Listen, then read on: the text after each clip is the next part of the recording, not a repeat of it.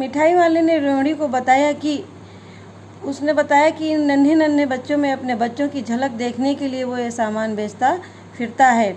इन सब की खुशी से उसे भी खुशी मिलती है। पैसे की उसके पास आज भी कमी नहीं, इसलिए आज जो भी मेरे पास नहीं है उसे ही पाने की कोशिश करता हूँ। इसके बाद चुन्नू मुन्नू अपनी मारोड़ी का आंचल पकड़कर मिठाई मांगने लगे, तो मिठाई वाले ने 2 पुड़िया मिठाई से भरकर दे दी और बिना पैसे लिए दोबारा मीठी आवाज़ में बच्चों को बहलाने वाला मिठाई वाला गीत गाता चला गया।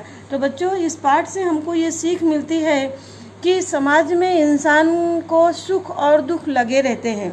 जैसे धूप के बाद छाँव आती है, रात के बाद दिन आता है, उसी तरह से जीवन में सुख के बाद दुख आता है और दुख के बाद सुख भी आता है।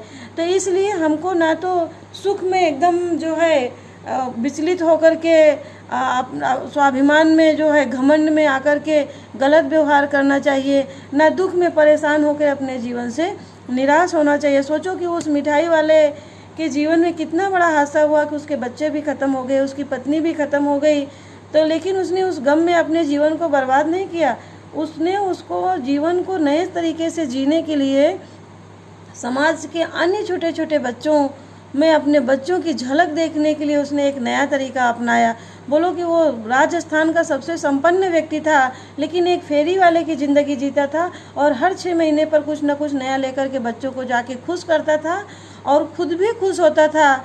इस तरह से वो अपने जीवन के संघर्ष को लोगों से छुपा करके एक बच्चों में खुशी की झलक देख करके अपने आत्मा को शांत करता था। तो इस तरह से मनुष्य को चाहे दुख हो चाहे सुख हो, एक समान भाव से उसको सहन करना चाहिए और अपने शरीर में अपने दिमाग में उसको सहन करने की शक्ति रखनी चाहिए।